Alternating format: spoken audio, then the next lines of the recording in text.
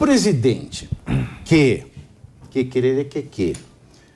não tem noção de nada de economia, né? Que ele quer tirar água e esgoto do povo, né? Porque ele quer manter sem, né? O pessoal que está sem.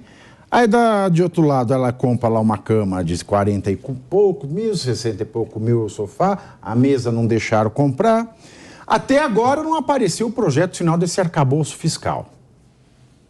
Tá igual Conceição de Calbi Peixoto, se subiu, ninguém sabe, ninguém viu. Não se fala no que vai ter de reforma tributária. Ele não parou no Brasil agora, neste momento está em Londres, London. E teve reunião, né? Teve reunião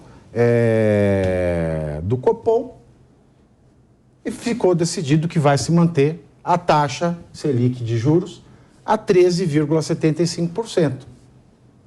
E aí o Lula, é claro, fez o quê? Ao invés de falar, não, nós apresentamos o projeto, nós nos comprometemos com um corte de gasto, nós estamos fazendo coisas para a economia brasileira. O que o Lula falou? Tem o VT aí? Todo mundo aqui sabe que esse conselho pode até discutir taxa de juros, se quiser. Porque é engraçado. É muito engraçado o que se pensa nesse país. Todo mundo aqui pode falar de tudo. Só não pode falar de juros. A federação, a Fiesp, precisa tomar muito cuidado para falar de juros. A Federação do Comércio, muito cuidado. As indústrias têxteis, muito cuidado. Todo mundo tem que ter cuidado. Ninguém fala de juros.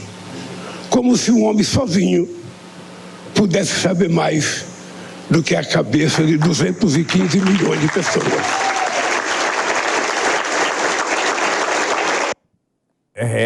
Querido, para mim, aqui no Brasil, o que a gente tinha que tomar cuidado para falar era de questões ligadas a inquéritos no Supremo e de questões ligadas à PL das fake news. Né? Porque isso sim é proibido no Brasil. Você ser uma empresa de tecnologia e falar de um projeto de lei que vai lhe afetar. E também a Gleisi Hoffmann. Gleisi Hoffmann, ela tem mais o seu tweet maravilhoso. Tem o tweet aí na tela? A entrevista, vamos ouvir. Ah, foi uma entrevista para a Folha, foi escrita. Então, eu vou ler para vocês as aspas, tá? Quanto já custou ao país o negacionismo econômico de Campos Neto? Quantos empregos, empresas falidas, famílias destruídas? A vacina sempre esteve ao alcance do Copom, mas insistem nos juros genocidas. Até quando ficarão impunes? Aí eu lhes pergunto, não tem que tirar isso aqui, porque isso é disseminação de fake news? Como se o Copom, do qual o Haddad faz parte, né, Ricardo? Não fizesse parte dele e o governo não fizesse nada, assim. Enfim, explica aí, por que ela é uma disseminadora de ódio e fake news? Primeiro, vale dizer ao presidente que o Copom não é uma pessoa, não é o Campos Neto, é um conselho de política monetária, é um conselho, presidente, conselho mais de um, na base. Então, o governo tinha que demonstrar como vai cortar gastos, só o pré-projeto do arcabouço não é suficiente. Passou uma mensagem para o mercado, inclusive para o Copom.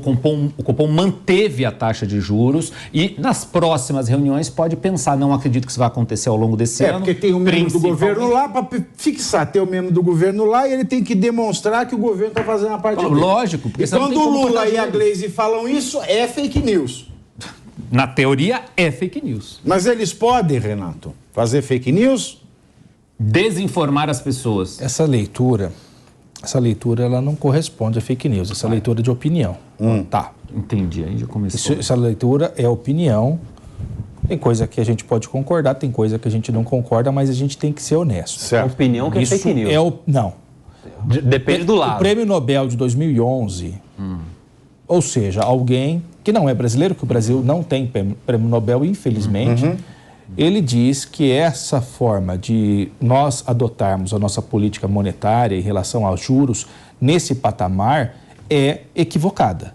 Não sou eu que estou dizendo, é um sujeito que foi prêmio Nobel em 2011. Ele De tratando economia? de economia. Mas o Lula falou que os livros de economia estão superados. Esse Eu não estou é o problema. falando disso, daí tudo você tem que colocar, criticar o Lula. Estou falando de um assunto do posto Você viu como é gostoso? Eu não sei, não sei. Você me interrompe para falar, olha, o Lula fala tanta coisa. Mesmo. Pois é, os livros de economia. Eu sou um cara que defendo livros, evidentemente. Agora, o Prêmio Nobel de Economia, alguém que sabe o que está fazendo, alguém pode jogar no Google lá, 2011, Prêmio Nobel, Joseph, eu não sei como é que pronuncia o sobrenome dele. Stalin. Nome. Não é Stalin. É um americano, provavelmente o sobrenome não é Stalin. Ele fala que essa forma é equivocada, porque você, ao colocar os juros nesse patamar elevado, você diminui a atividade econômica. Slicks. Então, ele fala isso. Então, é uma forma de se ver a economia. Eu entendo que ela é equivocada porque você está travando o desenvolvimento das pessoas. Imagina o sujeito que tem lá uma oficina mecânica. Ele quer aumentar, quer comprar uma máquina, alguma coisa nesse sentido. Esse sujeito vai ao banco, tanto público quanto privado, e o juro é mais alto. A pessoa que quer fazer uma reforma na própria casa vai ver um juro mais alto. Então é esse o problema. Você trava a circulação em nome do controle da inflação. E daí há economistas que dizem, olha, você pode ter um pouco de inflação para ter crescimento econômico. E a gente está segurando a inflação com juros nesse patamar. Mas, Renato, esse é o ponto. você está ignorando Eu entendi o ponto do Joseph Stiglitz. É Stiglitz. É difícil. Eu não conseguiria Stiglitz. É Stiglitz. Eu entendo o ponto dele. O que eu não entendo é o ponto do Lula. Porque ele não está colaborando em nada com o Copom. E tem um representante do governo Copom. Qual é a colaboração do governo? Acontece que, assim, a presidência do Banco Central, ela tem mandato. Não, mas é o Copom que decide, não é o presidente, não é o Roberto Campos sozinho. Exatamente. Sim, tem as pessoas, é um coletivo, isso foi colocado. É uma decisão coletiva. Então, a discussão Por que ele não critica o Haddad de não ter apresentado a lição de casa dele?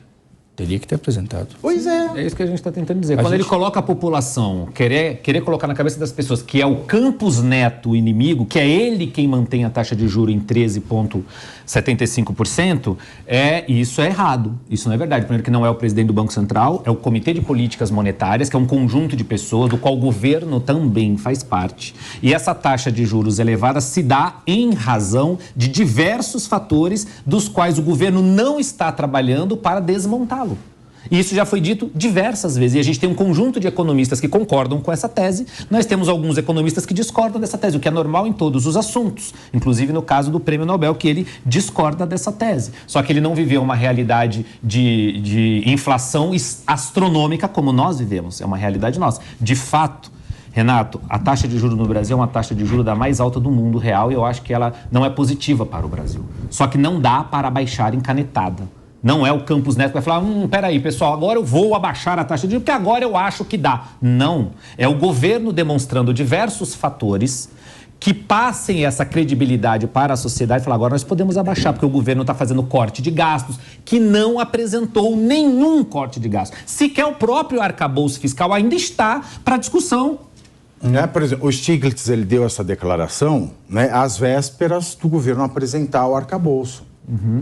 Mas passou China, foi a Diochina, passou isso Indochina, e a gente não tem notícia ainda. Não tem notícia. Então, a gente precisa votar. Isso é prioridade. Isso é prioridade. Aliás, isso é mais prioridade do que se abrir CPIs e tudo mais. Exatamente. Isso é uma prioridade. O problema é assim, é tão difícil fazer um meia-culpa. Sim, cadê o governo? Por que o presidente não fala isso? Na mesma mensagem que ele passa querendo culpar uma pessoa ou colocar a opinião pública contra uma pessoa, ele chega a falar, Haddad, vem cá, na mesma reunião, era só ele ter falado. Mas essa fulanização Haddad, vamos é equivocada. É uma falácia do espantalho. É a falácia do espantalho. Então ele colocou o Campos...